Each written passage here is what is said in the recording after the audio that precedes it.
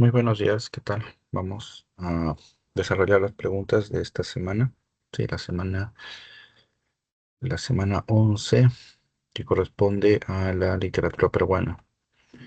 Vamos a revisar primero los conceptos generales, características y proceso histórico, y luego ingresamos a revisar a las obras representativas de la primera etapa, ¿no? Empezamos primero con las crónicas de Garcilaso y luego una primera entrada al costumbrismo, ¿sí? Porque vamos a centrar sobre todo en las características y los dos representantes. Muy bien, nos vamos entonces a los ejercicios ahora de esta semana. La idea principal de desarrollar los ejercicios, más que brindar las claves, es explicar, ¿no? El planteamiento de la pregunta, no solamente la clave, sino también por qué las demás alternativas no son correctas. Ujú. Muy bien, empezamos entonces. Eh, Primera pregunta dice, ¿no? Con respecto al valor de verdad o falsedad de las siguientes afirmaciones en torno a las características de la literatura peruana, marque la secuencia correcta. Aquí la pregunta gira en torno a la naturaleza de la literatura peruana, es decir, qué rasgo común o distintivo va a ostentar. En en la teoría se abordó el tema del contexto cultural, social y lingüístico que rodea la producción literaria y que en ese sentido la condiciona, ¿no? La diseña. Y ese contexto está sobre todo marcado profundamente por las diversas diferencias, ¿no? A nivel cultural, social, inclusive también, ¿no? En el plano de la escritura y la oralidad, ¿no? A través del medio de expresión. Muy bien, entonces sobre la base de esta premisa, recordamos la clave de esta pregunta es la A. Veamos, la primera alternativa es falsa porque si bien está presentando dos variables que en gran medida forman parte o están presentes en los textos literarios, ¿m? Estas dos variables, digamos, no tienen relación lógica entre sí dentro del enunciado, me refiero, ¿ya? Porque aquí lo que se está planteando es un término, un concepto y su definición. Pero esta frase que dice un rasgo que describe los conflictos sociales no es una definición de pluriculturalidad, ¿no? Lo pluricultural se refiere a la presencia de diversas o variadas expresiones, ¿no? Culturales, costumbres, tradiciones, ¿no? Creencias, desde diversos aspectos, ¿no? Entonces, no hay una relación, ¿no? Entonces, debido a eso, ¿no? Esta alternativa no es correcta. La 2 tampoco es correcta porque señala una cuestión que es parcialmente cierta, ¿ya? Pero que al remarcar, ¿ya? Que la escritura es el aspecto principal, ya la vuelve falsa. O sea, es parcialmente cierta porque la literatura peruana está marcada por la presencia de la escritura, por la presencia de la oralidad. Eso es cierto. Sin embargo, que la escritura sea el aspecto principal, ¿no? Eso es lo que invalida el enunciado, ¿sí? Porque no podemos decir que sea la escritura o sea la oralidad uno de los elementos principales, ¿no? Eso ya eh, no se puede establecer, digamos, con una objetividad total, ¿no? Lo que sí se puede señalar con mucha certeza es que ambos recursos, la escritura y la oralidad, están marcando el proceso de nuestra literatura, ¿no? Entonces, por eso la 2 es falsa. La 3 y la 4 son verdaderas, ¿no? Una obra compuesta en castellano y quechua evidencia nuestro lingüismo, correcto. No, el multilingüismo es la presencia de diversas lenguas o expresiones eh, lingüísticas que forman parte también de la mirada o de la interpretación de cada cultura, ¿no? Con respecto a su entorno. Entonces, obtenemos obras, ¿no? Donde el castellano y el quechua se combinan y se muestran entonces como ejemplos de nuestra variedad lingüística. La 4 es verdadera, dice porque dice, se compuso relatos en quechua antes de la llegada de los españoles, ¿no? Eso por obviedad, ¿no? Ah, dentro de los tres momentos de nuestra literatura, prehispánico, colonial y republicana, los españoles llegan en el periodo colonial y en el periodo prehispánico, antes de la llegada de los españoles, obviamente los relatos se desarrollaban en quechua y por supuesto también en otras lenguas, ¿no? Pero aún así el enunciado sigue siendo verdadero, ¿no? Entonces, la clave la A. Ujú. Muy bien, vamos con la 2. La 2, la clave es la B, ¿ya? ¿Por qué? Aquí lo que nos piden a nosotros es la definición de una etapa literaria, ¿ya? Hace un momento lo mencionábamos, ¿no? Nuestra literatura se divide en tres momentos, ¿no? Prehispánico, colonial y republicano. Y cada una de estas etapas tiene ciertas particularidades. Entonces aquí lo que nos pide es precisamente la etapa y cuál es su característica.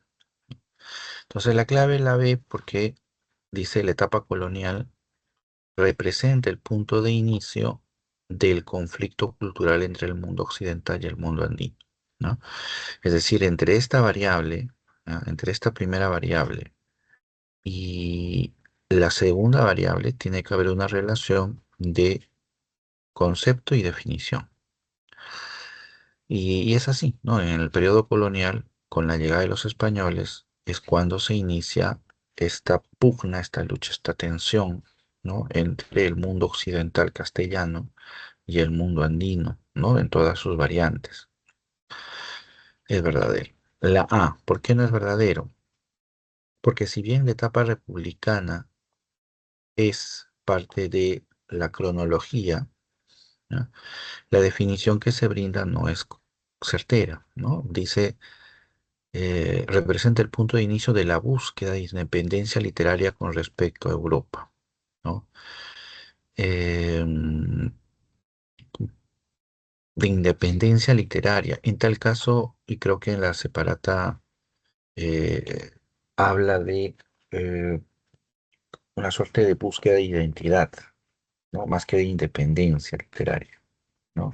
Entonces, y no con respecto a Europa, sino sobre todo a España en tal caso, ¿no? Pero no no es afín a la definición de la etapa republicana. La C tampoco es clave porque del mismo modo la definición no concuerda con el concepto, ¿no? Dice prehispánica, ¿no? Representa el punto de inicio de la tensión entre la tradición oral quechua y la escritura en castellano. No puede ser. Se supone que en el periodo prehispánico el castellano aún no ha llegado, entonces no puede producirse en ese periodo esa tensión que se describe, ¿no?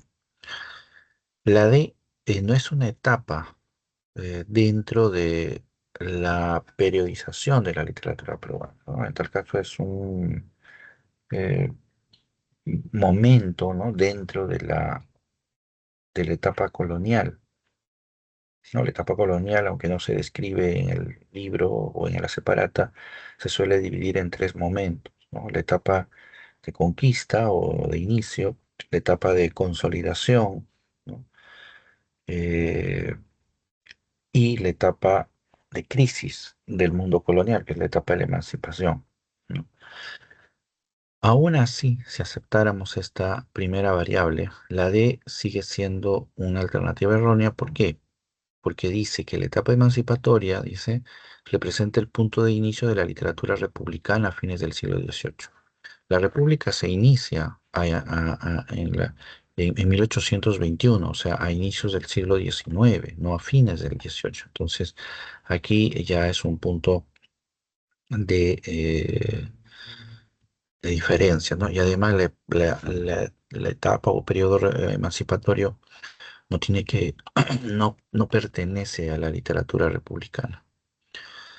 Y aquí la última del siglo XX no es una etapa que hayamos nosotros delimitado, no está en la separata, no está en el libro, pero aún así si la tomáramos como posible, digamos, una etapa, la definición no concuerda.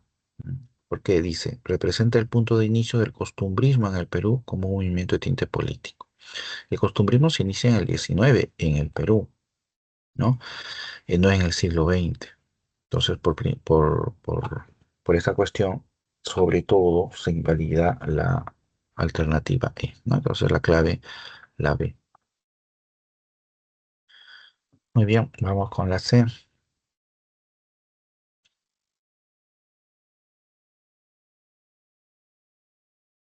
En la C, la clave es, perdón, en la 3 la clave es la C. ¿Por qué? Aquí lo que nos pide es una característica de las crónicas hispanoamericanas. Entonces, dentro de su, digamos, objetivo informativo, de su carácter testimonial, ¿sí? De su afán por ser veraz, ¿no? En la crónica hispanoamericana, como dice en la separata, presenta un carácter, habla de la presencia de la personalidad del autor, ¿no? Eh, sus pasiones, sus posturas, sus intereses se visualizan, se expresan a través del relato. Y eso va en contra de la objetividad que debiera de esperarse de una crónica, ¿no? Como documento histórico que es. En ese sentido, ¿no? La C es la clave porque refiere precisamente ese aspecto, ¿no? Cuando dice que expresa la visión personal del autor, pues describe los hechos de manera apasionada, ¿no? Es decir, escribe desde las emociones, desde los intereses del propio cronista, ¿no? Y repito ahí, ¿no? Alejándose de esa manera de, de la objetividad, ¿no? Que es lo que, eh, digamos, busca, ¿no? La crónica. ¿Por qué no es clave? Porque dice que la crónica es una narración ficticia y eso es falso, ¿no? La crónica por principio es una narración de carácter, o que pretende ser verídica, ¿no? Y en ese sentido pretende ser real, ¿sí? Es decir, tiene un tono realista, porque se trata de un documento informativo en ese sentido, ¿no? B, dice, se enfoca únicamente en los datos históricos, omitiendo detalles culturales o naturales, ¿no? Aquí la alternativa se invalida porque en realidad es lo contrario, ¿no? Las crónicas no omiten detalles culturales o naturales, sino que precisamente esos detalles son los que la crónica busca registrar precisamente. D, dice, destaca por mostrar una visión crítica y análisis profundo de los eventos de la conquista, ¿no? En las separatas se señala lo contrario, en realidad, ¿no? La crónica no brinda una visión crítica y profunda de los eventos de la conquista, ¿no? Eso sobre todo referido, ¿no? A los primeros momentos, ¿no? De las crónicas, ¿no? La crónica es un documento muy presente eh, en dos siglos de la conquista, ¿no? De la colonia, mejor dicho. Eh, Hay una primera etapa que va más o menos desde 1530 hasta 1500, eh, vamos a llamar 80, ¿no? Es una etapa donde, digamos, las crónicas son escritas, hay algunos autores que llaman a esta etapa la etapa primitiva, ¿no? Los cronistas primitivos. ¿Por qué? Porque son crónicas escritas por eh, personas no necesariamente dedicadas a esa labor, ¿no? Algunos de ellos son improvisados, ¿no? Que tienen que cumplir esa función. Entonces, su manera o la manera en la que registran, ¿no? Esos eventos resultan siendo muy ligeros, no hay una reflexión, no hay un deseo de ahondar, ¿no? En los temas y por eso se describe, ¿no? Que carece de una visión crítica porque no tienen una visión panorámica del evento que están registrando, ¿no? Entonces, eso, repito, sobre todo en el marco de las primeras obras o de las primeras crónicas, ¿no? Y la E no es la clave porque dice que ofrece una lista cronológica de los eventos ocurridos sin interpretación ni contexto. Esto también es erróneo porque las crónicas buscan eso, buscan brindar contextos, ¿sí? Porque buscan ser registros no solamente de los hechos concretos, sino también de los procesos en el sentido de eh, cuáles son las situaciones en las que se ubican, ¿no? Determinados hechos. De igual manera también las interpretaciones, ¿no? Son parte también de la escritura de estas crónicas. Así que por ahí está el error. La clave es la C. Muy bien, vamos con la 4.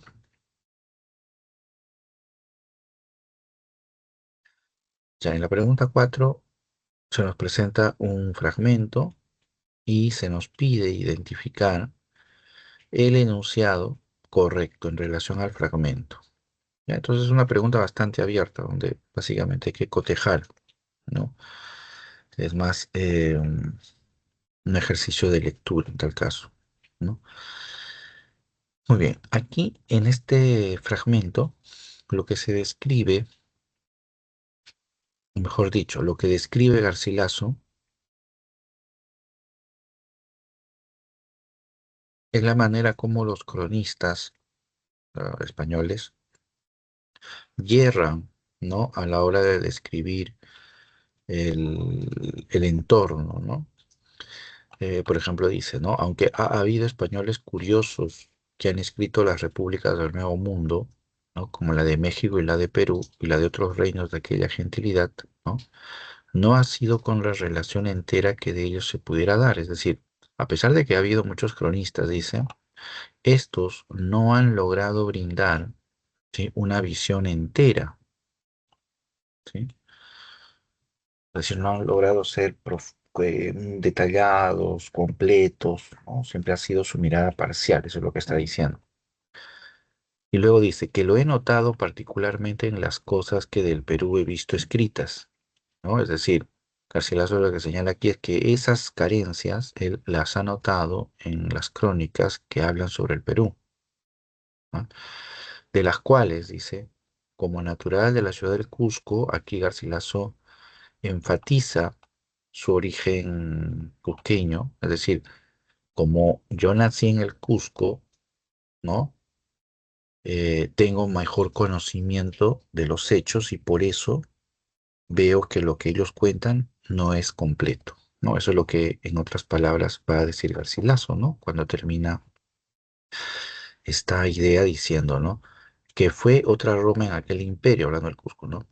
Tengo más larga y clara noticia, ¿no? Que la que hasta ahora los escritores han dado, ¿eh? Porque nací en el Cusco, tengo más larga y clara noticia, es decir, tengo un mejor conocimiento y por eso veo que ellos no cuentan todo. No, eso es lo que está diciendo Garcilaso.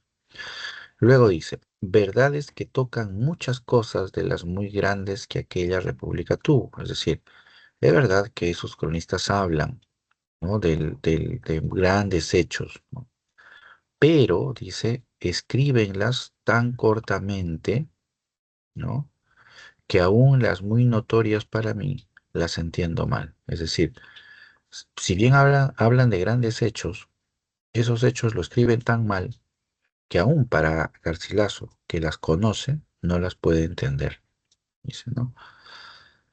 por lo cual, concluye, forzado del amor natural de la patria, me ofrecía el trabajo de escribir estos comentarios. Muy bien. Entonces, leemos las alternativas. Aquí la clave es la I, ¿no? Vamos a ir ya destacando para ir observando. Dice la A. ¿Por qué la A es falsa? Dice, refiere al desconocimiento del quechua por parte de los cronistas españoles. Si bien Garcilaso está criticando a los cronistas españoles, en este fragmento no está enfatizando que ellos desconozcan el quechua, ¿ya? Cuestión que sí es una estrategia de Garcilaso si leemos y si vemos los comentarios en su conjunto, ¿ya? Porque Garcilaso, para cuestionar, ¿no?, la naturaleza de los escritos de los españoles, va a atacar, digamos, su carencia o su desconocimiento del quechua, ¿no? Cuestión que Garcilaso va a mostrar, ¿no?, precisamente como una de sus virtudes, ¿no? Es decir, el conocimiento del quechua. Pero eso no está acá en el fragmento. Acá lo único que se dice es que ellos no escriben enteramente. Sabemos que el motivo de por qué no escriben enteramente, ¿no?, es su desconocimiento del quechua. Sí, lo sabemos, esto está en los comentarios, pero no está en este fragmento y la pregunta es sobre el fragmento. Entonces, no va por eso la A. La B dice, sostiene su dominio del quechua como argumento de autoridad ante los cronistas. Esta es una estrategia que Garcilaso va a emplear en los comentarios reales para situarse como una autoridad que va a cuestionar precisamente las crónicas españolas, ¿no? Y es de lo que veníamos hablando en la alternativa A. Pero como lo dijimos también en la alternativa A, no se alude en ninguna línea de este fragmento, ¿no? Garcilaso no señala que él domine el quechua y los otros no. Simplemente dice que los demás no escriben o no describen, ¿no?, el mundo de manera, este mundo, ¿no?, de manera completa. C, dice, destaca el conocimiento que ha alcanzado producto de dominio de la lengua quechua. Nuevamente vemos aquí la misma variable, ¿no? El dominio del quechua que no está presente, ya lo hemos visto en el fragmento, así que se invalida. D, confiesa que escribe en lengua quechua impulsado por el amor a la patria, ¿no? Habla, sí, de un amor natural de la patria, que es lo que está aquí, ¿no? Pero igual en la alternativa D se ha empleado el mismo distractor, ¿no? El hecho del conocimiento o la escritura de la lengua quechua que, repito, ¿no? Si bien es parte de la estrategia y está presente, digamos, en, en los comentarios reales en el libro, en este fragmento no se está aludiendo a ese detalle específico, ¿no? Entonces, por eso las alternativas A, B, C, D no son las correctas y solamente la I. Ujú.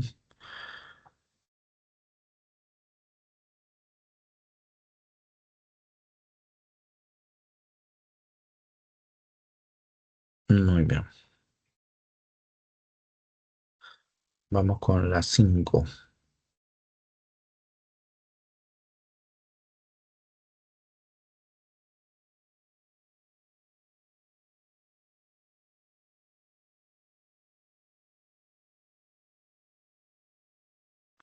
Muy bien. En la 5 lo que nos pide, claro, es completar este enunciado, pero el enunciado nos está planteando, primero, con respecto al fragmento, ¿m?, señalar a qué parte de los comentarios reales pertenece, ¿no? Sabemos que los comentarios reales tienen dos partes.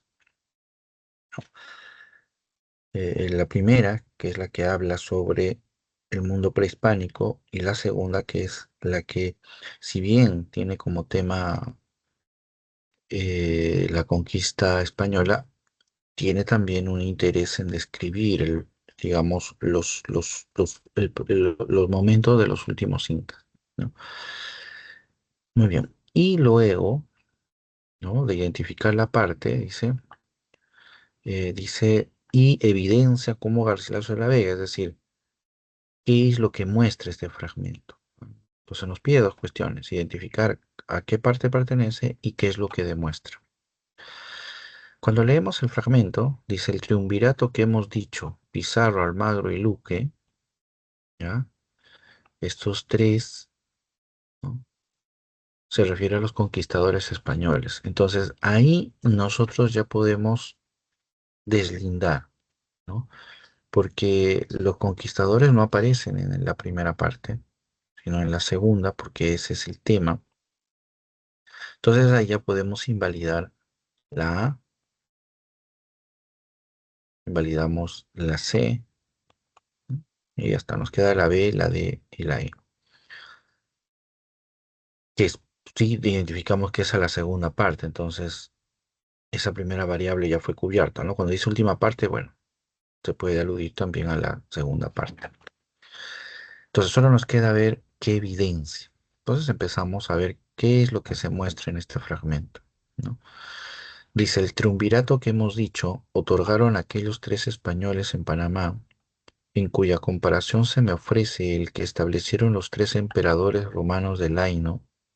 ¿Ya? Está estableciendo una comparación entre los tres conquistadores y los tres emperadores romanos, dice. Ujú, los tres emperadores romanos. Luego, cerca de Bolonia, pero tan diferente el uno del otro, que parecerá disparate querer comparar el nuestro con el ajeno, porque aquel fue de tres emperadores y este de tres pobres particulares.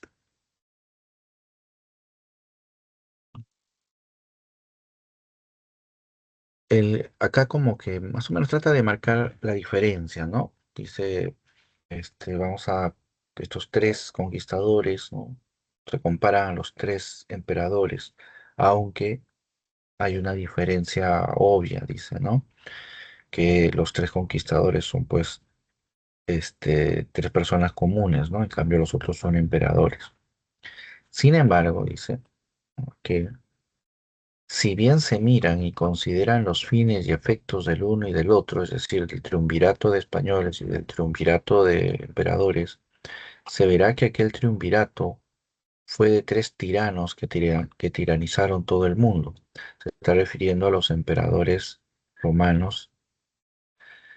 Y el nuestro, dice ahí, ¿no? Refiriéndose a los conquistadores, ¿no? De tres hombres generosos que cualquiera de ellos merecería por sus trabajos ser llamado dignamente emperador. Pero lo que estamos viendo aquí es una comparación, ¿no? Una comparación entre los emperadores romanos y los conquistadores, y donde lo que sobresale, según la interpretación de Garcilaso, son las virtudes de los conquistadores, a diferencia, ¿no? Del carácter tiránico, dice, de los romanos. Entonces, por uno y por otro lado termina exaltando, ¿no? Inclusive por sobre la imagen de los emperadores, termina exaltando la figura de los emperadores, de los conquistadores. Pero esto lo ha hecho a partir de la comparación entre uno y otro. Entonces, en ese sentido, ¿no? La clave es la B, ¿no? Porque este fragmento, como ya lo vimos, pertenece a la segunda parte y la estrategia que emplea es la de comparación, ¿no? Eso es precisamente lo que estábamos observando, ¿no? Entre el imperio inca y el romano. La D no es la clave porque dice exalta la figura de los conquistadores, ¿no? Acá sí, acá sí me equivoqué aquí. No, aquí, esta es la clave, la D, ¿no? Sí, porque exalta la figura de los conquistadores, correcto. Vamos a poner, ahí está. ¿Por qué la B no es la clave? Porque aquí se me estaba yendo. Dice compara el imperio. No está comparando el imperio acá. No, no compara Cusco con Roma, sino lo que estás haciendo es comparar, pero entre los emperadores y los conquistadores, con el afán de exaltar la figura de los conquistadores, ¿no? Entonces, esa es la estrategia que se plantea acá. Y la E no es la clave porque dice que en este fragmento Garcilaso devela su condición bicultural, ¿no? Em, Ese es un aspecto que está presente en los comentarios, ¿no? En los comentarios reales, pero que en este fragmento no se muestra, ¿no? Se habla específicamente sobre la naturaleza de los conquistadores, ¿no? Y se exalta, como decíamos, su figura, ¿no? Muy bien, entonces la clave es la D. Bien, vamos con la 6. Ujú. En la 6 ya ingresamos al costumbrismo, ¿ah? Y ahí, aquí lo que nos pide es una característica. Dice, en el costumbrismo peruano se caracterizó, ¿no? Es decir, cuál es el rasgo que lo distingue. Y aquí dice por el tono de sus composiciones, de lo cual consiste en, ¿no? Eh, es nuevamente una pregunta donde se relaciona un concepto y una definición, ¿no? Eh, Dos variables, por lo tanto. En la primera se menciona una característica del costumbrismo peruano, ¿no? Tiene un carácter político, podría ser. Tiene un carácter panfletario, es decir, difamatorio, ¿no? De denuncia, sí. Tiene un tono realista, bueno, sí, ¿no? Porque pretende describir con detalle, con precisión las costumbres, ¿no? Tiene un tono crítico, es cierto, ¿no? El costumbrismo peruano cuestiona, eh, podríamos decir, analiza, ¿no? Las costumbres. Y satírico, sí, correcto, ¿no? Emplea un tono satírico. Entonces, hasta acá tenemos nosotros las cinco primeras variables como ciertas, o sea, perfectamente puede ir cualquiera. Pero recuerden que nos está pidiendo la definición, ¿no? Porque nos dice el cual consiste, o lo cual consiste, es decir, el tono, ¿no? Entonces, dice, hay que ver que la segunda variable concuerde como definición con la primera, ¿no? Entonces dice político, exaltar los ideales de independencia para motivar la acción. Eh, Podría ser porque hay una relación, ¿no? Con la cuestión política y la independencia, pero hay un problema, y es de que el costumbrismo es posterior a la independencia. Entonces, aquí el tema o lo que marca el costumbrismo no tiene nada que ver con los ideales de independencia. Entonces, no va, ¿no? Lo cual, en tal caso, sería esa característica para una etapa anterior, ¿no? O durante la independencia. Panfletario, dice. Criticar las nuevas costumbres que califica como bárbaras, ¿no? Lo panfletario tiene un carácter eh, tiene un tono de ataque, de cuestionamiento, eh, difamatorio, ¿no? Contra un individuo. Y acá, digamos, se está omitiendo ese aspecto, ¿no? Hay un tono de crítica, ¿no? Eh, pero de ahí a que marque el tono panfletario no se relaciona, ¿no? Realista, dice, brindar una mirada completa sobre el proceso de nuestra historia, ¿no? Eh, y luego también un comentario sobre la B, ¿no? Dice criticar las nuevas costumbres que califica como bárbaras.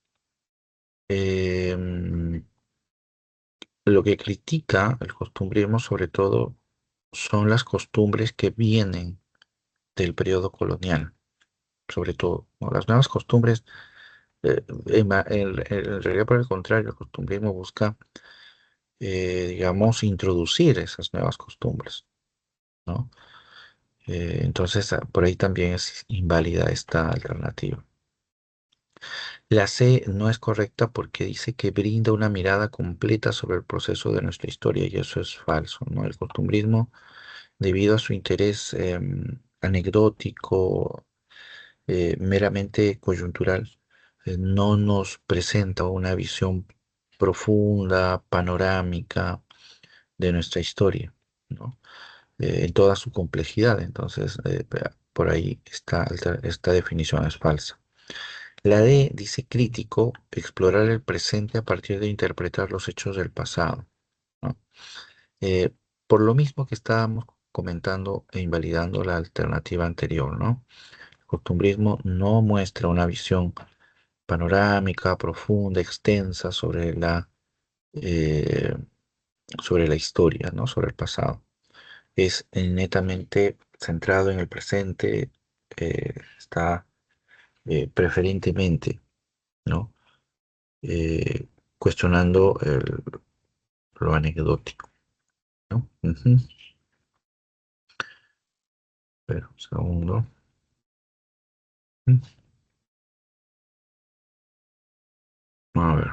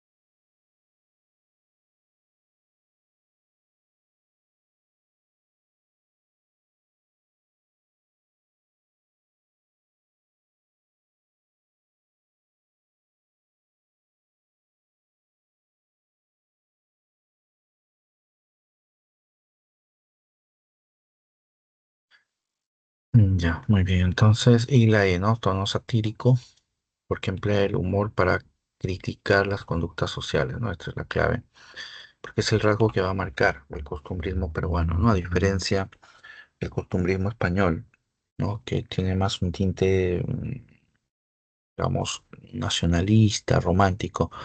En el caso del costumbrismo peruano, su carácter es más em, eh, humorístico, ¿no? De burla, de crítica, ¿no? Y ahí la sátira es el instrumento principal, ¿no? Ujú. Vamos con la 7. La 7 dice, ¿no? ¿Cuál de las siguientes alternativas contiene una característica de Felipe Pardo y Aliaga, producto de su formación neoclásica? ¿No? Aquí estamos hablando de uno de los representantes del costumbrismo peruano, ¿no? Eh, Entre estos dos, ¿no? Felipe Pardo y Manuel Asensio, siempre se ha establecido una suerte eh, de contraposición, ¿no? Contraposición que representan, podríamos señalar también dos posturas dentro del proceso del costumbrismo, ¿no? Una postura, digamos, más conservadora, anticriolla, ¿sí? Aristocrática, hispanista, que es la que representa Felipe Pardo, ¿no? Cuya visión de modernidad es más europea, y en ese sentido las costumbres, ¿no? Criollas, él las compara, ¿no? Con gestos bárbaros, ¿no? Inclusive, ¿no? En algunos de sus textos los califica de esa manera. Y en el otro lado tenemos a Manuel Asensio Segura, ¿no? Por el contrario, él lo que representa es la expresión del criollismo, ¿no? De lo que viene a ser la, digamos, el cultivo, ¿no? De las costumbres y del lenguaje popular criollo, ¿no?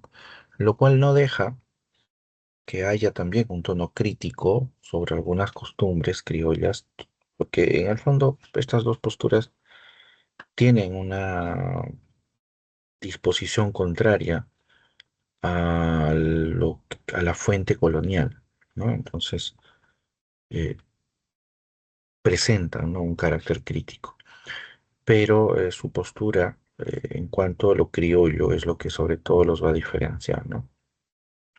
Yendo directamente a la pregunta 7, aquí lo que encontramos nosotros es la, qué es lo que distingue el, el costumbrismo de Felipe Pardo y Aliaga. Felipe Pardo y Aliaga es un escritor neoclásico, ¿no? En ese sentido, él arrastra, ¿no? Los preceptos y los valores neoclásicos que se sostienen sobre la base, en primer lugar, del racionalismo, ¿no? Y en segundo lugar, de los modelos clásicos, ¿no? En ese sentido, ¿no? Valores como la claridad, la proporcionalidad, el equilibrio, eh, la, la- la armonía, ¿no? Son principios, ¿no? Básicos del arte neoclásico. Y en ese sentido lo refleja, ¿no? Lo refleja en sus escritos, ¿no? Entonces, en el punto de esta pregunta, la clave aquí viene a ser la B, ¿no? Porque alude precisamente a un rasgo que marca al autor, ¿no? Su estilo equilibrado y reflexivo, ¿no? La A no, porque si bien satiriza las costumbres criollas, sí, pero no es una característica neoclásica. ¿No? O sea, el neoclásico no tiene ese rasgo, esa particularidad. Valora el lenguaje popular, en realidad es lo contrario, ¿no? Felipe Pardo no, digamos, no sitúa, ¿no? En un pedestal el lenguaje popular, lo cual sí podríamos mencionar en el caso de Manuel Asensio Segura, ¿no? Que hay este tono, digamos, más, eh, este mayor aprecio, ¿no? A lo que es el lenguaje popular. En la D dice, describe el pasado con objetividad, ¿no?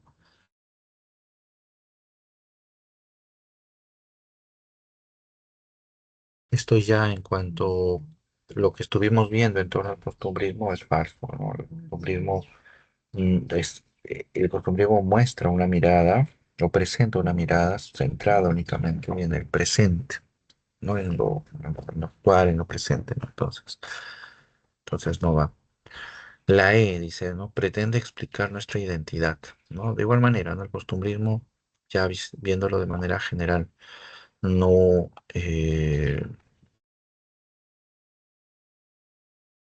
no busca, ¿no? Una reflexión profunda, un análisis desde las raíces, ¿no? De los problemas, ¿no? Sino, repito, ¿no? Es meramente, su postura es siempre meramente anecdótica, ¿no? Es meramente y presentado en el presente, coyuntural, nada más, ¿no? Muy bien.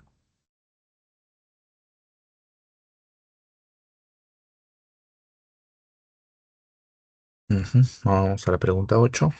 La pregunta 8 dice, ¿no? El escritor Manuel Asensio Segura es considerado padre del teatro nacional debido principalmente a la representación de personajes y la introducción de. Claro, acá se está aludiendo a la consideración de Manuel Asensio como padre del teatro nacional, ¿no? ¿Y cuáles son los dos motivos? Dice. A la representación de personajes, ya lo habíamos estado mencionando, ¿no? En el caso de Manuel Asensio Segura. hay una eh, mayor atención, digamos, al ambiente criollo, ¿no?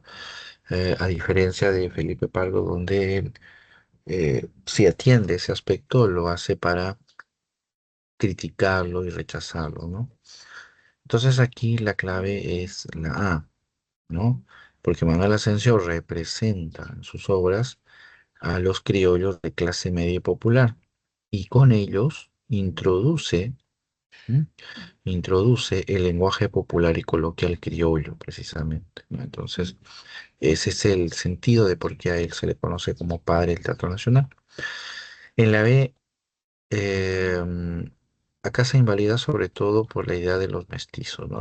En la literatura costumbrista los mestizos no son personajes centrales ni que se exalten, digamos, se exalten, ¿no? Y sobre todo en el caso de Manuel Asensio Segura, ¿no? Emblemáticos con el de lo peruano, los conflictos culturales del Perú tampoco, ¿no? Como venimos mencionando, en el costumbrismo no hay un interés por abordar, ¿no? El tema de los conflictos culturales, ¿no? De reflexionar sobre esos, esas tensiones, ¿no? Profundas, ¿no? Su mirada anecdótica, superficial, solo sentado en el presente, ¿no? Luego dice temas políticos controversiales, ¿no? De igual manera, ¿no? En el caso de Manuel Asensio, sobre todo, ¿no? Y esto aún más todavía, ¿no?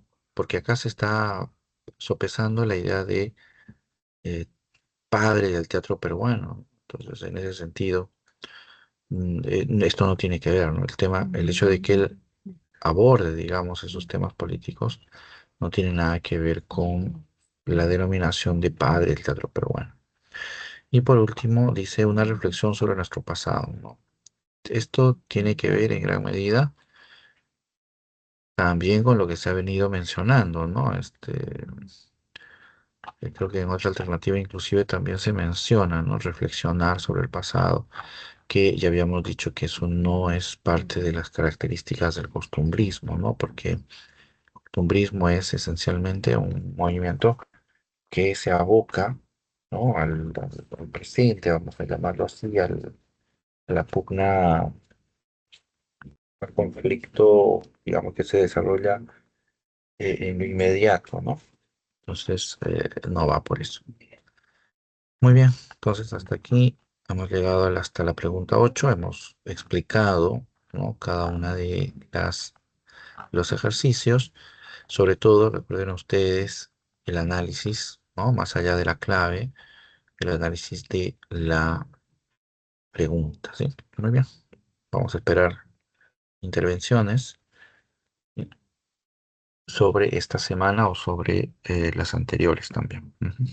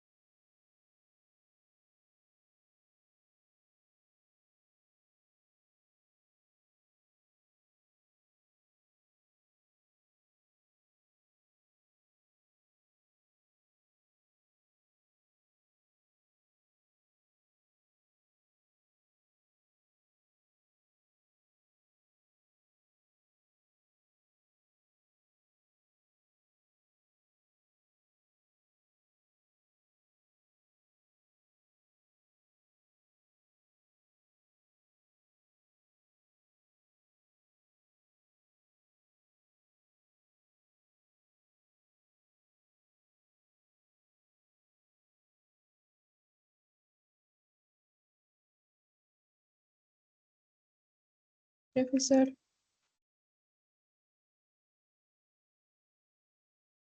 Sí, buenos días, Mónica, ¿cómo estás? buenos días, profesor. Profesor, una pregunta. ¿La crónica solamente narra lo histórico o también es una combinación de historia con fantasía? Mm, ya, a ver, en cuanto al concepto de crónica, así como texto, su objetivo es ser veraz. Esa es su principal característica, porque es un medio de información a través del cual se registran, ¿no?, los eventos y todo lo que se iba, digamos, conociendo. Entonces, en ese sentido, tiene un carácter realista, por principio y por naturaleza. Ahora, que dentro de ese proceso narren, por ejemplo, alguna leyenda, algún mito, ¿no? Ya es parte de la documentación que informa, ¿no? Es decir, ya es parte de lo que informa, de lo que cuenta. Entonces, por principio, la crónica es de carácter realista, ¿no? Y no tiene como rasgo, digamos, la fantasía, ¿no? Eso por principio, ¿sí? Ahora, vuelvo solamente a subrayar que algunas crónicas narren eventos, digamos, no reales o diferentes, es lo que ya sería una excepción, ¿no? Pero en sí tiene un carácter realista, ¿no? Ujú. Ya, profesor. Muchas gracias. Y profesor, ¿el Sí, costumbrismo son, disculpe, solamente describe describe más o menos las costumbres, es decir, y es también realista?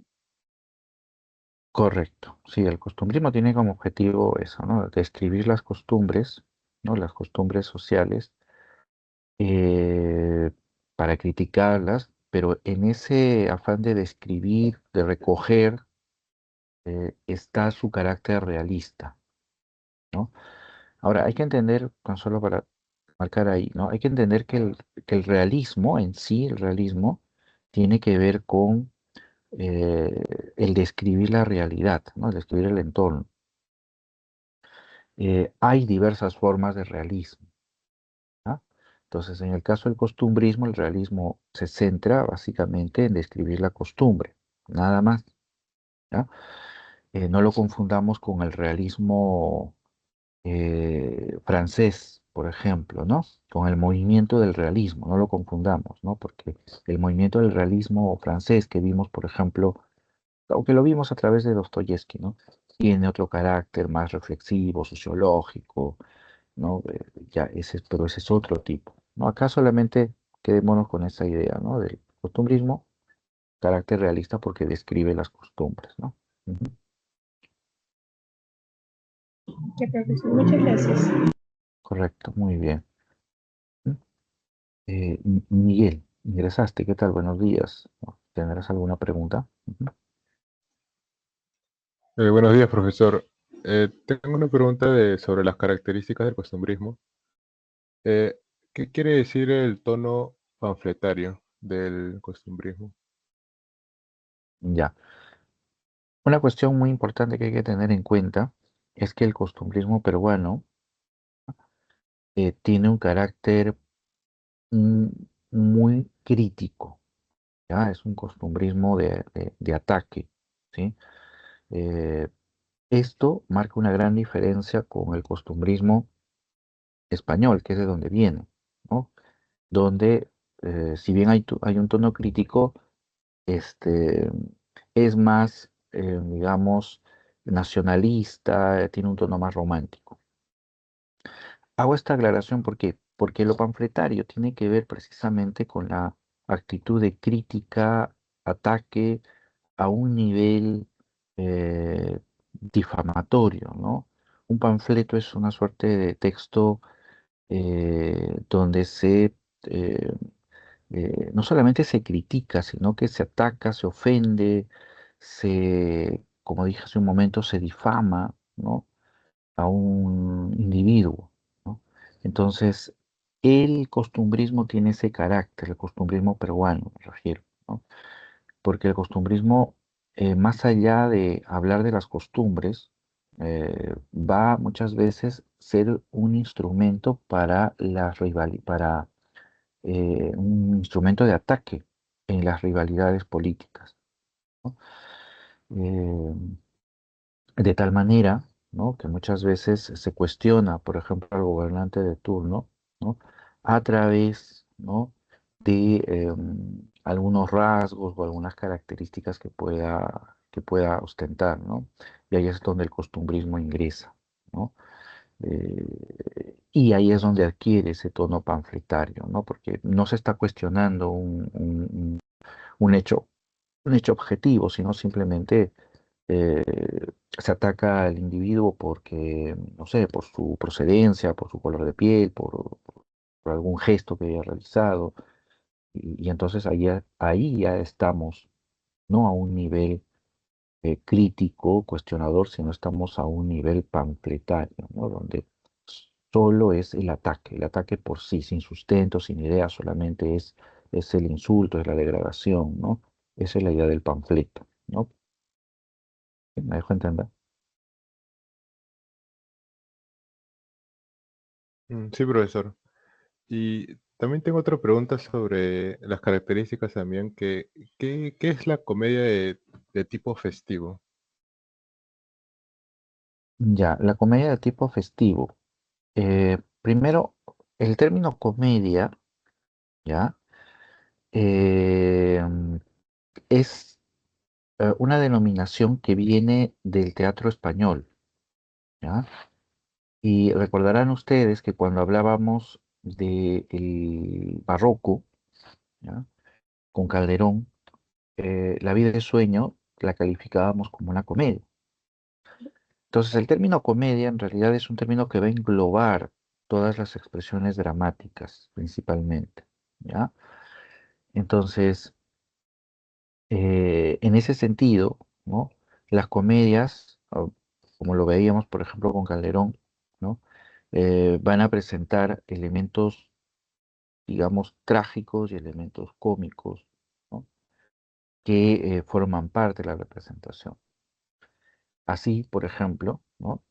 El tipo de comedia que va a predominar en en el costumbrismo es la comedia así, costumbrista, ¿no? Porque su objetivo va a ser describir una costumbre.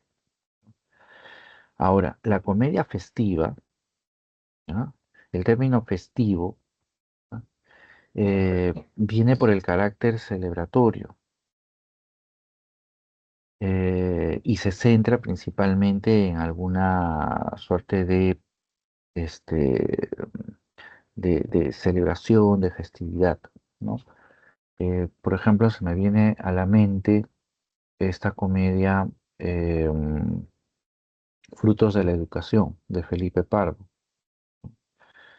Eh, es una comedia festiva, ¿no? Porque en gran medida, ¿no? Toma como referencia precisamente esa celebración, ¿no? Del baile de la Zamacueca, ¿no? Recordemos eh, el argumento, ¿no? La obra trata sobre, brevemente, ¿no? Em, sobre el matrimonio concertado entre una joven em,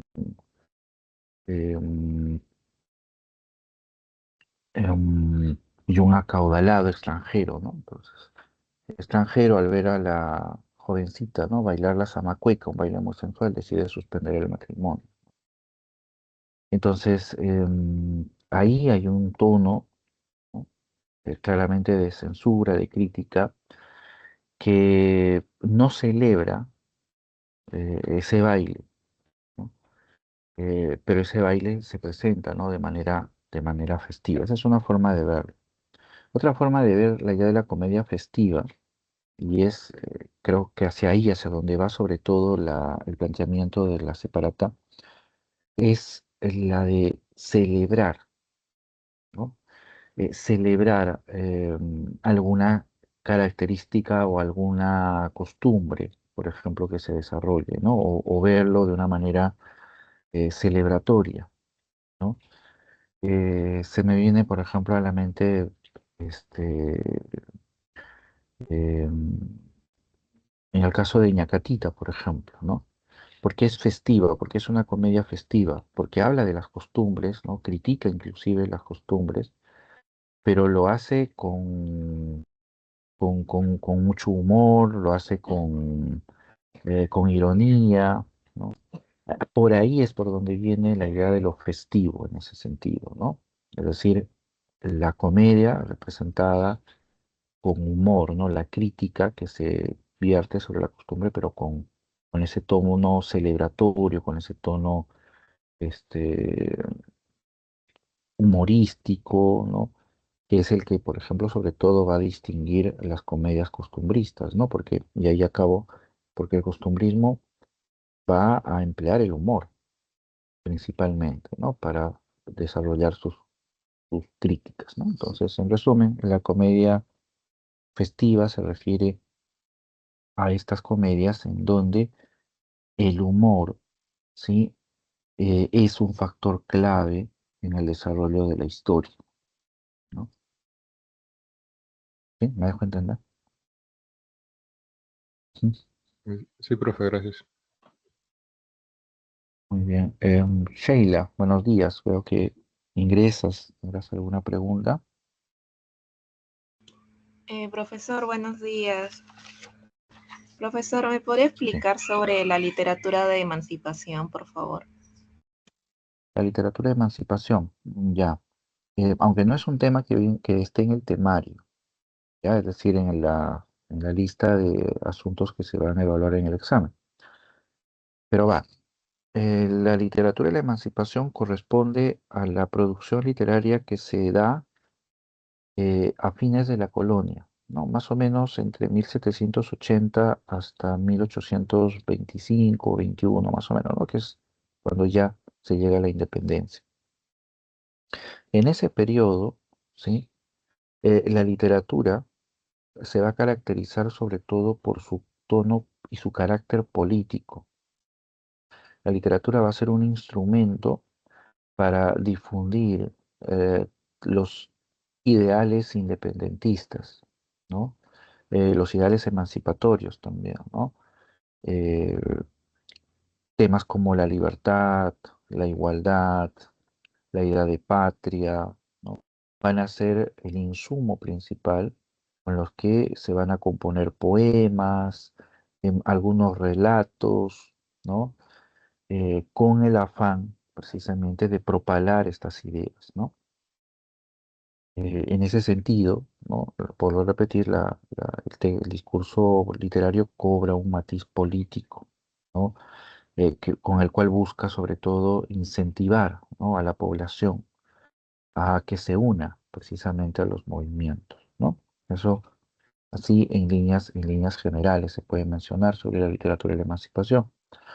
¿Alguna otra característica? Eh, por ejemplo, es el carácter clandestino de esa literatura, ¿no? Precisamente por su afán, digamos, de divulgación de ideas independentistas, esta literatura va a difundirse de manera subrepticia, ¿no? Es decir, de manera oculta, ¿no? Muchos de los escritos, ¿no? Eran llevados a diversos poblados, ¿no?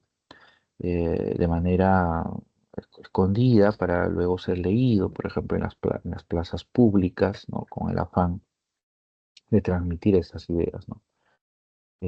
Otra característica también es que uno de los temas predilectos de esta literatura es el indio, ¿no? El indio y la naturaleza, ¿no? El indio porque eh, lo que se busca en esta literatura no es solamente llamar a la lucha a los criollos, sino sobre todo a los mestizos y a los indios, ¿no? Para que se aunan a los movimientos emancipatorios.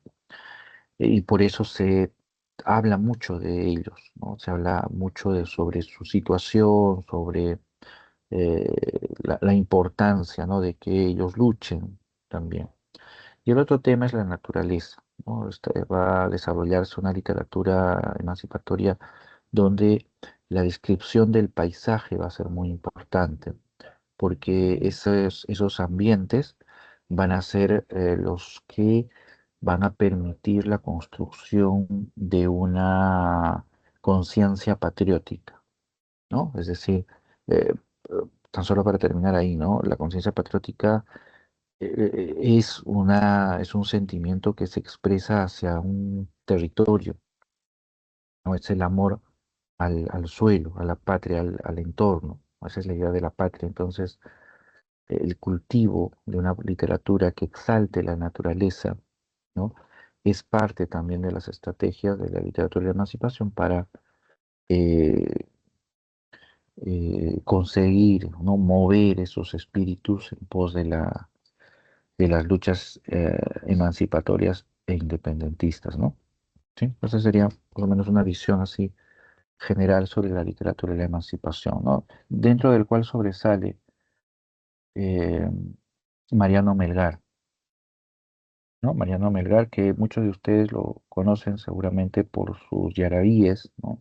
De temática romántica, sobre todo, no, romántica no, no voy a usar ese término, de temática amorosa, mejor dicho, sí, de temática amorosa, pero que también participó con sus escritos, Mariano Melgar, en este movimiento, ¿no? Vamos a decirlo así, emancipatorio, a través de la literatura, ¿no? Tiene varios textos, fábulas que escribe, ¿no? Donde hace un llamado a la lucha, igual como poemas, por ejemplo, su famosa Oda a la Libertad, ¿no? Donde exalta precisamente este concepto y donde hace un llamado a los criollos americanos, ¿no? Para unirse, ¿no? Contra lo que él llama el tirano europeo, ¿no? Refiriéndose a España, ¿no? Específicamente. Entonces esa sería una visión general, ¿no? En torno a la emancipación. No sé si hay ahí alguna otra pregunta, alguna otra duda. No, profe, muchas gracias. ¿Mm? Muy bien, muy bien. No sé si habrá alguna otra pregunta. Dime, Mónica. Profesor, disculpe, ¿cuál es ese punto exacto que diferencia las obras de Felipe de Pardo de Galea con las de Manuel Ciencia Segura? Ya. Tiene que ver con lo criollo. Ese sería en tal caso lo que tú dices, el punto exacto, ¿no? Lo criollo es el gran tema del costumbrismo. Y las posturas que van a tomar tanto Felipe Pardo como Manuel Asensio, es lo que los va a diferenciar en gran medida, ¿no? La postura anticriolla de Felipe Pardo nos presenta lo criollo como sinónimo de barbarie, ¿no? Como sinónimo de degradación, ¿no? Y exige, ¿no? En gran medida su reemplazo, su transformación. Hay un tono claramente despectivo, digamos, hacia lo que es lo popular criollo. En cambio, en el caso de Manuel Asensio, hay una mayor empatía hacia lo criollo, lo cual no quiere decir que Manuel Asensio no critique algunos aspectos de las costumbres criollas, ¿no? Pero eh, a- él sobre todo exalta a esa figura, a ese personaje clase mediero o popular criollo, ¿no? Lo cual no hace Felipe Pardo, ¿no? Entonces, ahí ese es el punto, digamos, de distensión entre los dos. Otro punto también que podríamos citar aquí sería el del lenguaje, ¿no? Felipe Pardo es un escritor neoclásico y su lenguaje es más castizo, es más formal, podríamos decir. Y él, en ese sentido, rechaza, ¿no? Los giros, el coloquialismo, el lenguaje criollo, popular.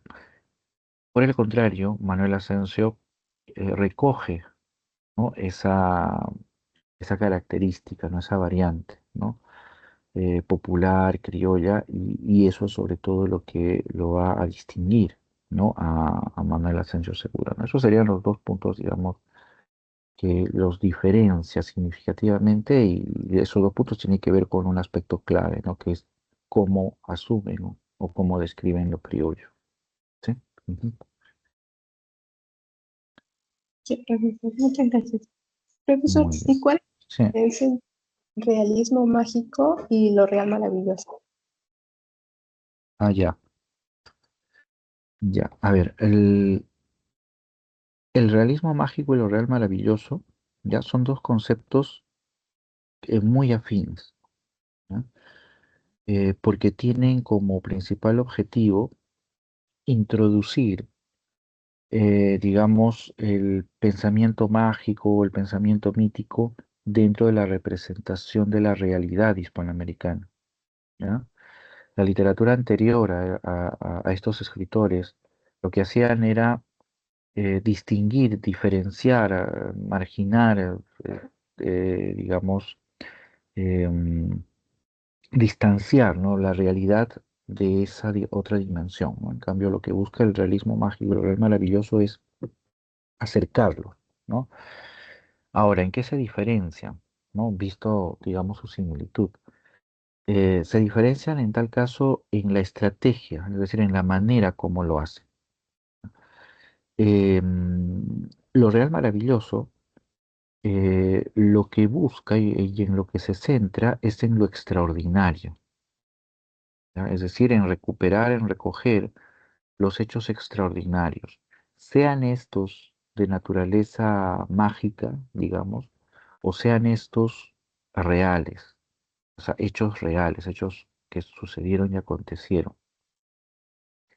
En el reino de este mundo, ¿no? Que es la novela de Carpenter que tomamos como ejemplo de lo real maravilloso, el autor ahí recoge eventos, digamos, fuera de lo común, fuera de lo normal, extraordinarios. Tanto eventos mágicos como, por ejemplo, la transformación de los esclavos, es decir, la metamorfosis, ¿no? Macandal transformándose en animales, Tinoel también, así como eventos reales, o sea, no son mágicos sino reales, históricos, pero extraordinarios, ¿no? Como por ejemplo la construcción del palacio del Rey Negro, eh, Christopher, este rey, ¿no? Que quería hacer una suerte de palacio, una montaña, ¿no? Una suerte de Olimpo sobre una montaña, ¿no? Y en su construcción, ¿no? Se practicaron muchas excentricidades, ¿no? Como por ejemplo que él para armar el barro con el que construían los ladrillos para construir, ¿no? El palacio, confeccionaban los ladrillos para construir el palacio, empleaba sangre, ¿no? Entonces lograba producir el lodo no con agua, sino con sangre, ¿no? Y usaba pues gran cantidad de sangre. Por ejemplo, ese hecho es extraordinario, ¿ya? Entonces, lo real maravilloso tiene que ver con eso,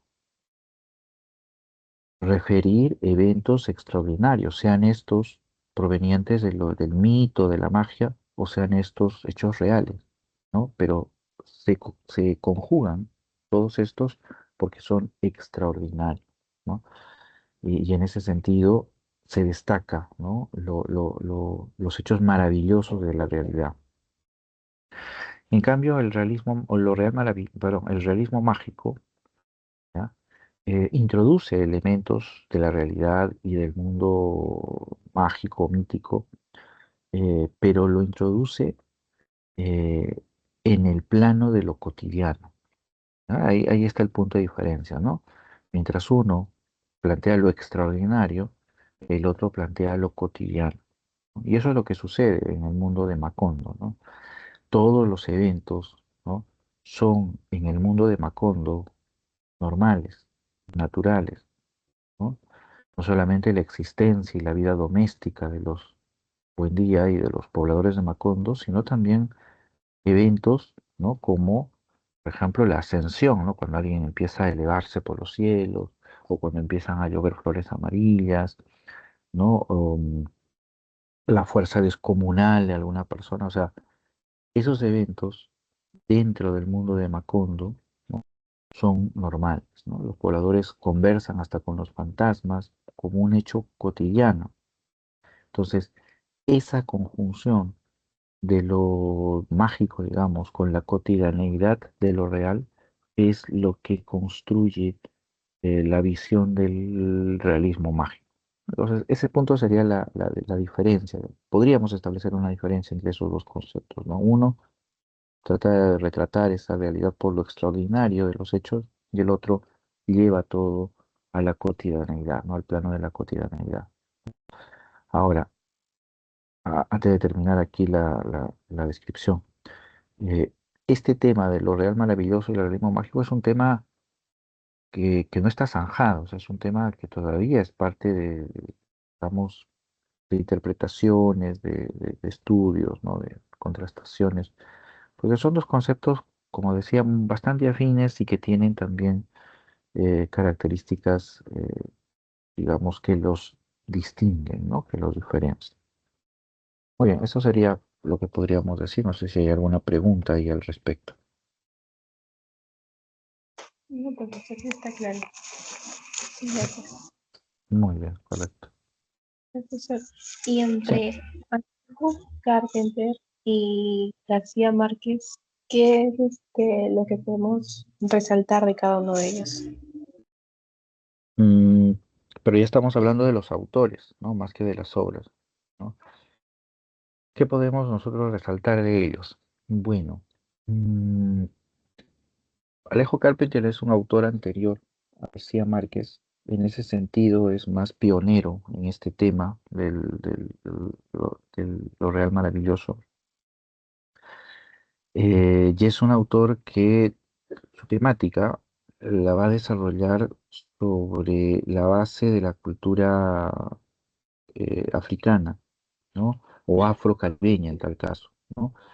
Él es cubano y entonces su mundo, el mundo que él representa, toma las raíces o las fuentes de la cultura africana, ¿no? En cambio, Gabriel García Márquez es un autor digamos, centra su narrativa sobre todo en el ambiente eh, colombiano, ¿no? En el Caribe, pero más centrado dentro del ambiente colombiano, americano, ¿no? Eso es, digamos, lo que podríamos establecer como una diferencia sustancial, ¿no? De ahí podríamos establecer muchas diferencias, ¿no? Como que uno tiene una tendencia mayor a la música, Alejo Carpentier, el otro más hacia el cine, cuestiones así, ¿no? Pero eh, son datos más anecdóticos, ¿no? Porque en un examen no les van a preguntar a ustedes sobre los autores, ¿no? Sino sobre las obras o las tendencias, las épocas, ¿no? Eso sería. Ujú. Muchas gracias. Muy bien. Ujú.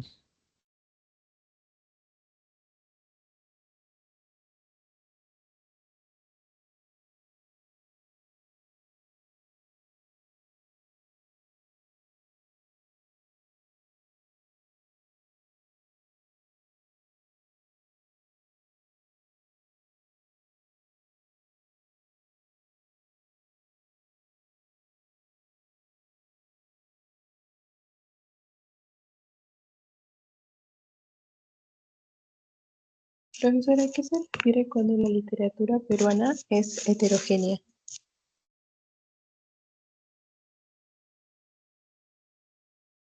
Correcto, el concepto de heterogeneidad. Eh, Partamos del principio de que toda la literatura peruana, bueno, y también gran parte de la hispanoamericana se sostiene sobre la base de las diferencias culturales. Pero esas diferencias culturales se establecen también sobre la base de una jerarquía que impone el castellano. Una jerarquía básicamente política, ¿no? ¿A qué me refiero? Tenemos una multitud de culturas y de lenguas en el Perú, correcto, pero solo una es la hegemónica, que es el castellano. ¿Sí? Y eso se evidencia, por ejemplo, en los colegios, ¿no? Que la única literatura que se enseña, la castellana, y eso la convierte en hegemónica. Esa hegemonía es debido a una cuestión política, simplemente. Muy bien. Debido a esa tensión, ¿ya? Las obras escritas en castellano, ¿no?, tienen un problema a la hora de representar eh, elementos de la otra cultura, así sea la lengua, así sean los personajes, así sea el pensamiento, ¿no? Es como un escritor que intenta hablar del mundo andino, un escritor occidental, castellano, que intenta hablar del mundo andino, ¿no? Entonces tiene que representar ese mundo a través de su escrito, pero tiene un problema. El problema tiene que ver con el hecho de que ese mundo, al ser diferente, el andino, para ser representado, tiene que ser adaptado, tiene que ser transformado, ¿sí? Entonces, toda representación de un mundo o de una cultura diferente siempre va a traer consigo la deformación en su representación, ¿no? Entonces, toda obra literaria, decimos, es heterogénea porque se muestra en esa obra la tensión y la dificultad de representar lo diferente. Pongo un ejemplo. Pensemos en los escritores indigenistas, ¿ah? Los escritores indigenistas son escritores eh, que escriben en castellano para publicar impreso un libro que va a ser leído por lectores también occidentales y castellanos. Pero el escritor indigenista habla de un mundo diferente, que es el mundo quechua, ¿no? Entonces, ¿cómo representar ese mundo? Si el escritor indigenista, por ejemplo, tomemos el caso de la lengua, para representar a sus personajes indígenas, los hiciera hablar en quechua totalmente, ¿ya? Eh, Habría un problema, y es de que el lector no podría entender, porque el lector no sabe quechua. Entonces, el escritor indigenista se puede ir por el otro lado, hacer que sus personajes andinos hablen castellano. Pero ahí surge otro problema, que si los hace hablar en castellano totalmente, el lector no va a creer, es decir, le va a resultar inverosímil esos personajes, como es posible que un personaje indio hable castellano perfectamente. Entonces, ¿qué es lo que optan algunos escritores? Optan por representar a sus personajes andinos hablando castellano con algunos términos quechua por ahí, o, como es el caso de Arguedas, a la hora de escribir el diálogo de un hablante quechua, escribe la primera frase en quechua, luego tres puntos, abre un paréntesis y escribe toda la traducción en castellano. Y luego termina y ahí cerró el diálogo. Entonces, son estrategias, pero todas ellas lo único que muestran es la dificultad de representar lo otro, ¿sí? A a ese fenómeno se le llama o se lo describe como una característica de la heterogeneidad literaria. Una obra es heterogénea, ¿por qué? Porque evidencia la dificultad de la representación de una cultura diferente. ¿Sí? ¿Me dejo entender ahí? Ujú. Sí, profesor, muchas gracias. Muy bien, correcto. Buenos días, Fátima. ¿Qué tal? ¿Cómo estás? Si tienes alguna pregunta, bienvenida. La pregunta. Ujú. Sí, profesor, buenos días. Em, Quería pedirle si es que me podría hablar un poco sobre las obras de Felipe Pardo y Aleana. Ya, correcto. Podemos mencionar algunas obras muy puntuales, enfatizando o recordando el hecho de que Felipe Pardo no está en el temario ni de la PRE ni de San Marcos. ¿Ya? Entonces no es un autor que se vaya a evaluar en el examen. ¿Ya? Felipe Pardo es considerado el introductor del costumbrismo en el Perú. ¿Ya? El costumbrismo es un movimiento que viene desde España y Felipe Pardo, digamos, lo implementa acá en el Perú. Precisamente uno de sus pupilos va a ser Manuel Asensio Segura, quien después, bueno, disentirá o digamos, tomará otra postura, ¿no? Diferente a la de Felipe Pardo.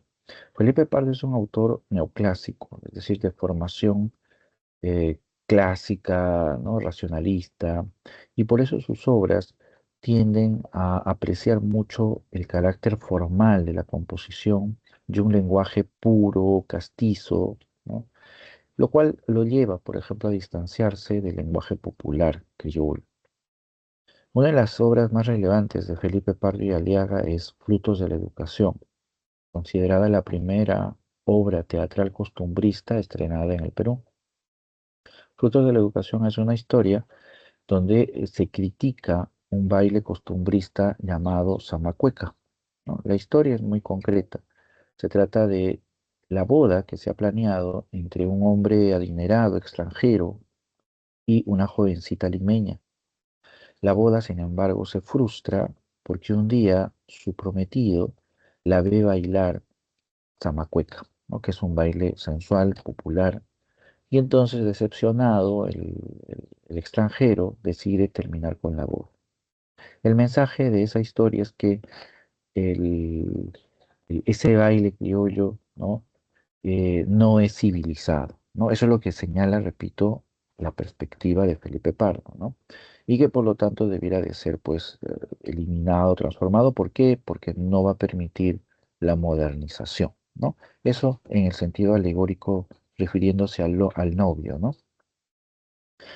Otra obra representativa de Felipe Pardo y Aliaga es este relato titulado El viaje, ¿no? Que es un relato que sale publicado en una suerte de revista, eh,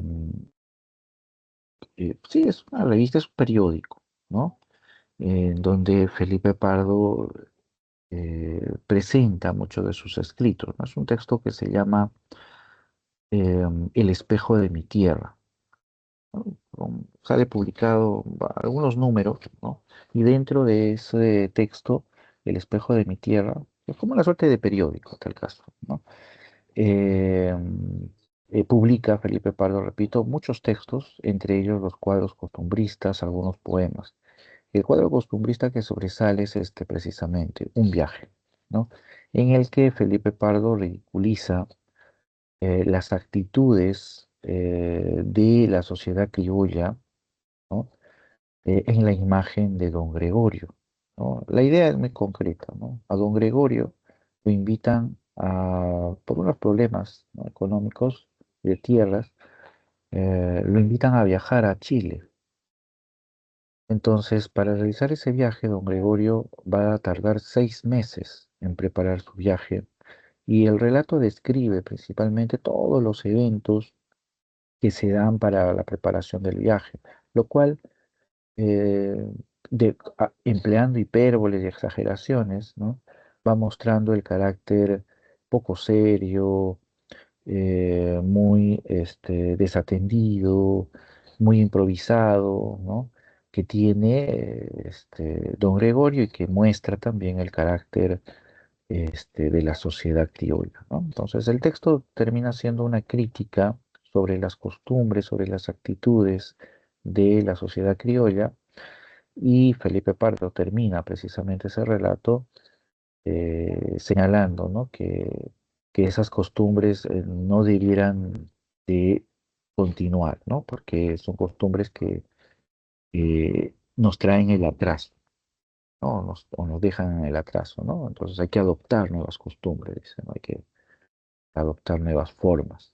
Eso, esencialmente, ¿no? Son las que van a marcar sobre todo la bibliografía de Felipe Pardo y Aliaga, ¿no? Solo una acotación, él también fue un partícipe de las disputas políticas de la época, ¿no? Y su poesía satírica sobre todo va a marcar ese tono, ¿no? Político, ¿no? De ataque, ¿no? Principalmente eh, contra Castilla, sobre todo.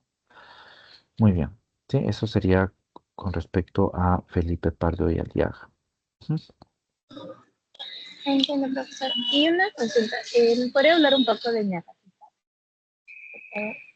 Ñacatita, bueno, puedo comentar un poco de Ñacatita, pero Es un tema que se va a trabajar en la semana 12, ¿ah?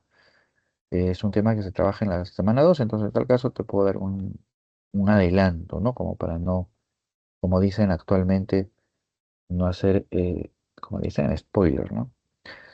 Em, Ñacatita es la principal obra de Manuel Asensio Segura, es una obra teatral de tipo costumbrista, donde se retrata, ¿no?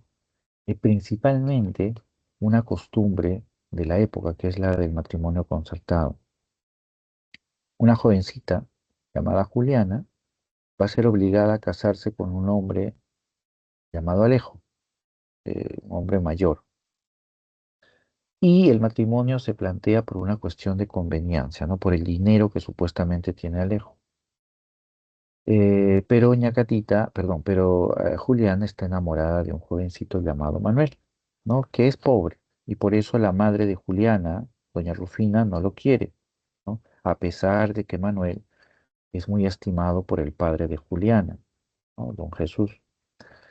En esa trama interviene Ñacatita, que es una vieja alcahueta cuyas artes, la mentira, la intriga, el chisme, ¿sí? Va a poner en práctica, ¿sí? A pedido de don Alejo, ¿no? A Alejo es el que le pide a doña Catita que lo ayude, ¿no? Para que se allane el camino hacia Juliana, ¿no? Y así Juliana lo acepte. Y así es como doña Catita, ¿no? Se introduce en la casa, logra crear rencillas, ¿no? Que al final van a provocar, por ejemplo, que los padres de Juliana se separen y luego que terminen echando de la casa a Manuel, ¿no? Doña Catita crea toda una trama para que al final don Jesús se enoje con Manuel, ¿no? Y lo termina echando de la casa y así entonces Juliana, ya sin la presencia del padre y sin Manuel, pues tenga el camino libre, mejor dicho, don Alejo tenga el camino libre para Juliana, ¿no? Pero ahí al final de la obra aparece un amigo de la familia que viene desde el Cusco con una noticia que es de que Alejo estaba casado, ¿no? Y es más, ¿no? Se enteran de que Alejo era una persona pobre. Y por lo tanto, doña Rufina se decepciona, ¿no? Deshacen el matrimonio y termina aceptando doña Rufina la relación entre su hija Juliana y Manuel, ¿no? La obra, ¿no? Es una alegoría, ¿no? En cuanto a la crítica de la sociedad, ¿no? Lo que la obra en el fondo nos está planteando es cómo ciertas costumbres, ¿no? Antiguas, coloniales, como la del matrimonio concertado, y así también ciertas actitudes como la del chisme, la intriga, lo único que provocan es el caos y por lo tanto tienen que ser abandonadas, ¿no? Y eso es lo que sucede alegóricamente en la novela, ¿no? Porque al ver, al ser descubierto don Alejo, don Jesús, ¿no? Termina echando de la casa a don Alejo y a Ñacatita, ¿no? Simbólicamente se están echando, ¿no? Las viejas costumbres, ¿no?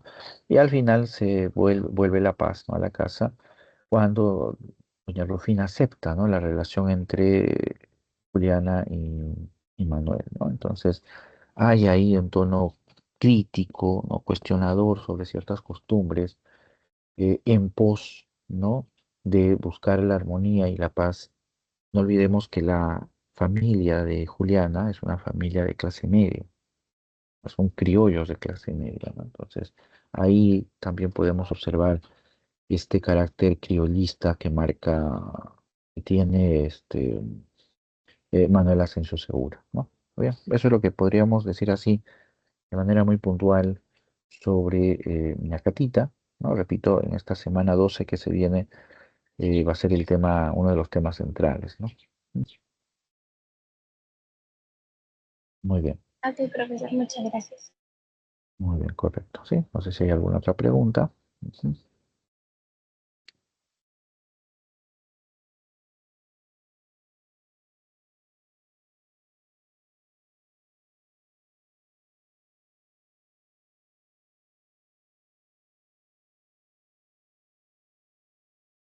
¿Me podría hablar un poco sobre las épocas de la literatura peruana, por favor?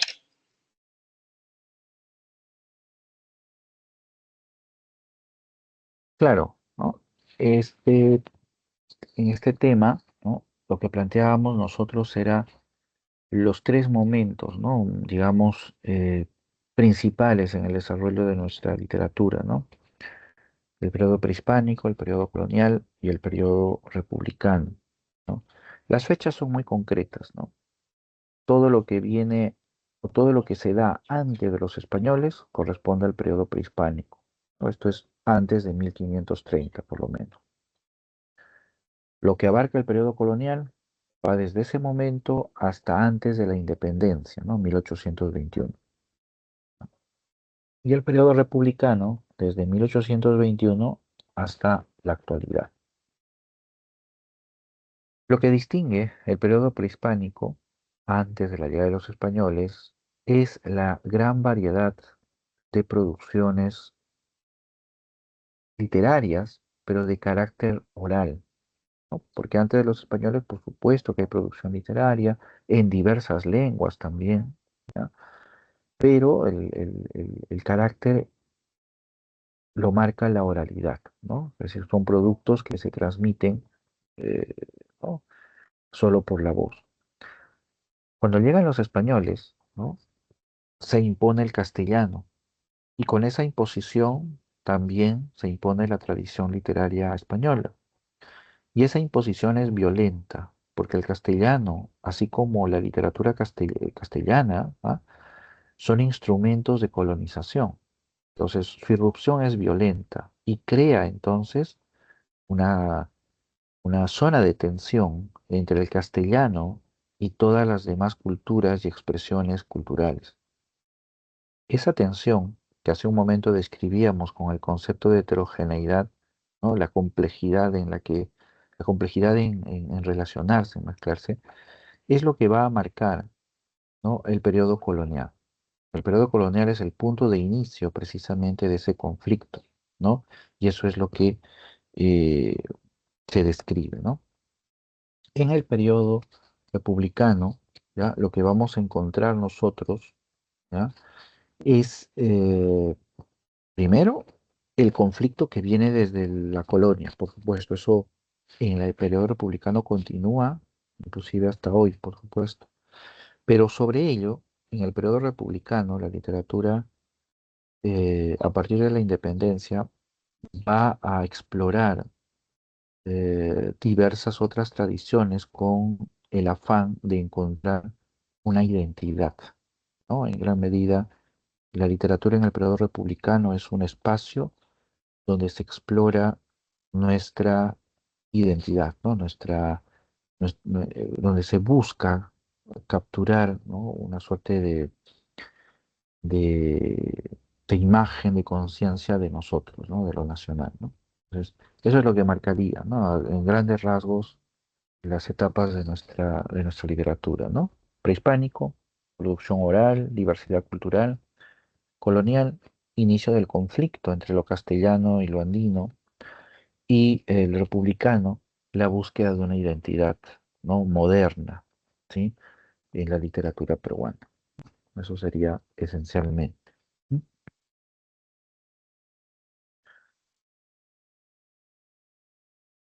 Muy bien, no sé si habrá Quisiera alguna preguntar, pregunta. Ujú. um, creo que por el momento, pero muchas gracias, profesor. Gracias a ustedes por sus preguntas. Ujú, muy bien.